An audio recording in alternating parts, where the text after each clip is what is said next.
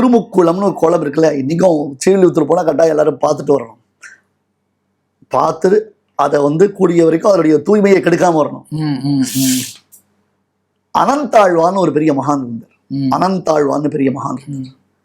அவர் திருப்பி அந்த குளத்துல முங்கி குளிச்சு எழுந்துட்டார். பக்கத்துல இருக்காரு, என்ன சுவாமி ஏதாவது குளிச்சாச்சே, நீ திருப்பி 4 தடவை முங்கி எழுந்துக்கிறீங்க. இல்ல, அந்த பெண்கள்லாம் இந்த குளத்துல தான் தீர்த்தா மாட்டினா, அவ மஞ்சள் தேய்ச்சி ஸ்நானம் பண்ணிருப்பா. ஒரு பிரசாரமா அவர்கள் தேய்ச்சின்ற மஞ்சள் கிழங்கு, எனக்கு கிருஷ்ணனுக்கு ரொம்ப பிடித்த கோபிகள் உபயோகித்தது. அது ஒரு பிரசாரமா எனக்கு அந்த மஞ்சள் கிழங்கு கிடைக்குமான்னு தேடி பாக்குறேன்னு.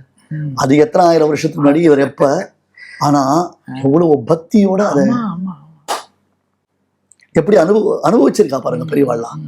அதனால ஆண்டாள் இந்த 30 நாட்கள் 30 பாசுரங்களினாலே ஒவ்வொரு தோழியை எழுப்புறதாகவும், அப்புறம் அந்த கோவிலுக்கு போறதா, அதாவது நந்தகோபுரிய வீட்டுக்கு போறதுனால அந்த நந்தகோபுரை எழுப்புறது, யசோத பிராட்டியை எழுப்புறது, அப்புறம் அங்க இருக்கிற கண்ணனை எழுப்புறது, கண்ணனை நமக்கு கொடுக்கக்கூடிய மகாலட்சுமி தாயாரை எழுப்புறது, நப்பிண்ணை பிராட்டின் பேர் அவளை எழுப்புறது, இது 2த்துக்கும் பிரதானமா இருக்கக்கூடியதான பலராமன் அவரை எழுப்புறது. இப்படியாக எழுப்பி அப்புறம் பெருமாள் கிட்ட போய் அவரை பிரார்த்திச்சு அவரிடத்துல தன்னையே ஒப்படைக்கிறது என்பது வரையிலும் ஆண்டாளுடைய திருப்பாவை ஒரு அற்புதமான ஒரு கோர்வை, ஒரு ட்ரமாட்டர்ஜின்னு சொல்றோம் இல்லையா, நம்ம ஒரு கொரியோகிராஃப்னு சொல்றோம்ல. இது வெறும் சும்மா டிங் டிங் டான்ஸ் ஆடி, அந்த காலத்துல உடனே மார்கழித்திங்கெல்லாம் ஒரே மாதிரி ஒரு கிராம்ஃபோன் ரெக்கார்ட்ல ஒரு பாட்டை போட்டு ஒரே மாதிரி டான்ஸ், அப்படிலாம் இல்லை. இது ஒரு பாவம், ஒரு பாவம், ஒரு ஊற்றெடுக்கும்.